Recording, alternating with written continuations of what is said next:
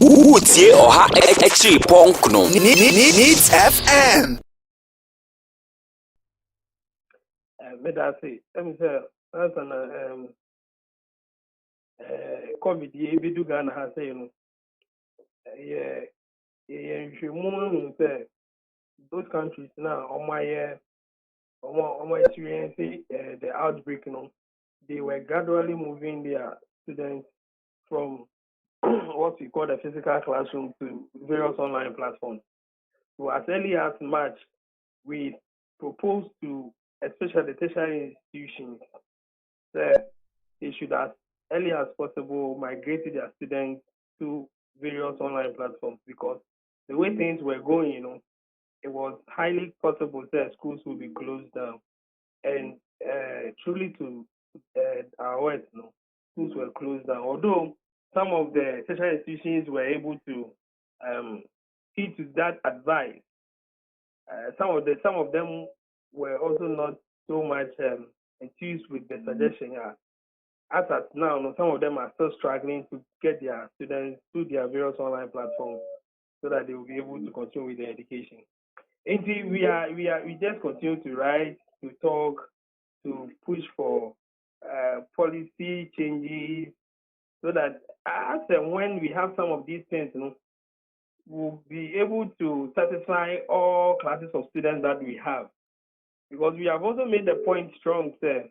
The ocean is here, system now, one, any of my one, even the intervention now, ministry, episode most of our students will not be able to benefit because they don't have access to those digital devices now. I'm going to be access, even when the platforms have been made free, and that's what we call the zero-rated platform, educational platforms. They cannot still access it because they don't have the means to get to those things. And we will continue to push that as and when we want to do educational policies, we will think through it and make sure that yes, satisfy all classes of stakeholders or sector. Yeah.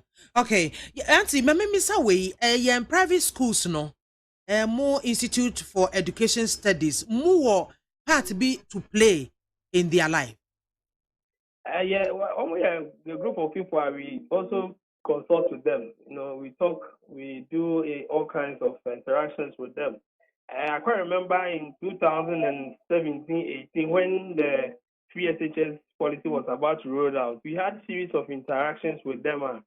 We made several suggestions. In our mind, we thought that if they pay heed to it, there will be some kind of changes. But as we keep on saying, our work is to just lay bare the facts and give you the options for you to make the decision yourself. So sometimes you not get it as you want others to do. But when time continues to come now, you will see what you were suggesting have been proven right. So we keep on interacting with them. With this outbreak, what we have said is that their proposal to government to help them pay their teachers, is a core anchor, but the government they pay heed to it, it will open the floodgates to all those in the private sector. Go through some kind of hardship during this period, So also pray say a buying and more employees. I think that's not the way we want to go as a country because if you take the education sector, almost over 90% of the budget in the core ministry, salaries and allowances and those things. Into the private school teachers in some not just a idea a big boo oman tikan kakana also. So what we have suggested to them is the proposal should rather be the government should facilitate in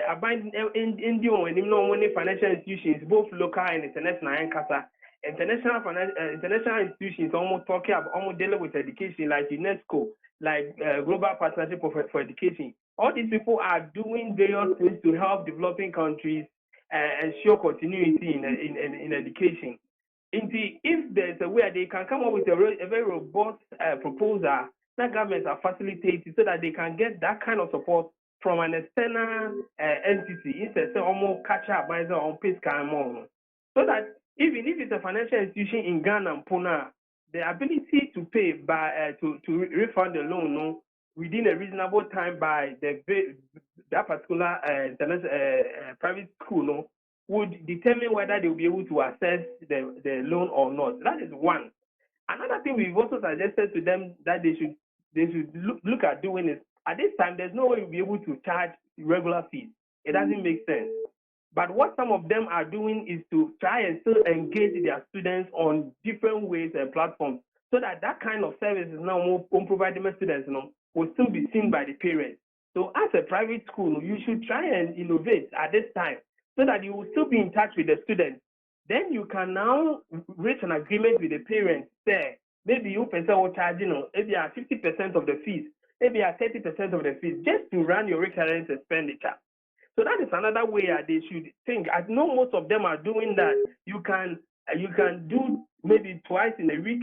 You every teacher should interact with the class through various platforms. They can do the assignment, put it in the school's administration.